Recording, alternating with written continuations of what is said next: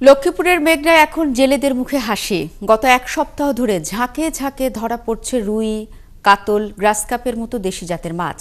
ইলিশও মিলছে আগের চেয়ে বেশি। জেলার মৎস্য কর্মকর্তারা বলছেন, বৃষ্টি, ঢল আর জোয়ারের পানির কারণে নদীতে আগের চেয়ে বেশি মাছ ধরা পড়ছে।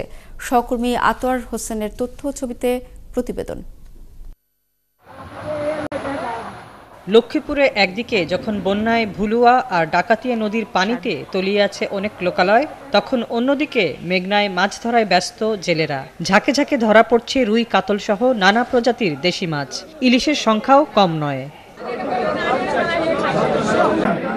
ইলিশ সহ সকল মাছের প্রজনন নিশ্চিত করতে লম্বা সময়ে নিষেধাজ্ঞা কাটিয়ে নদীতে নেমেও মাছ পাচ্ছিলেন না জেলেরা। চড়া সুদে নেওয়া ঋণ পরিশোধ আর সংসার চালানোর দুশ্চিন্তায় দিন কাটছিল তাদের। গেল সপ্তাহখানেক ধরে জালে মাছ পেয়ে তাদের মুখে হাসি ফুটেছে।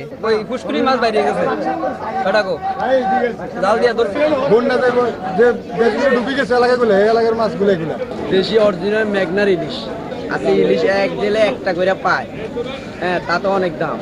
জেলেরা জানান, আগে কখনো এবছরের মতো নদীতে রুই, কাতল, গ্রাস কার্প সহ দেশি প্রজাতির এত মাছ পাওয়া যায়নি। বন্যায় বহু পুকুর ও মাছের ঘের ডুবে নদীতে একাকার হওয়ায় এসব মাছ পাওয়া যাচ্ছে বলে মনে করেন বাজারের ক্রেতা বিক্রেতারা। আমি 15 কেজি 100-200 টাকা লাভ করছি। বুঝলেন, এই জিএল মাছ, রুই, কাতল যা আছে এখানে আছে। গ্লাস কাপটা বেগুলা অনেকগুলা মাছ আছে, প্রচুর পরিমাণে মাছ পাওয়া গেছে। জেলেরা মাছ ধরিয়ে আনছে, আমরা কেনার জন্য আসছি।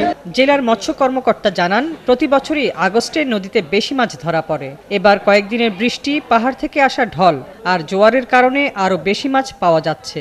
তবে সমুদ্রে যে আমাদের অভিযানটা এটা চলমান থাকে, তাহলে নদীতে মাছের পরিমাণ অটোমেটিকলি বাড়বে। মাছ থাকলে মাছ অবশ্যই উঠে আসবে। উঠে আসলে এটা কোনো না কোনোভাবে ধরা পড়বে ইনশাল্লাহ।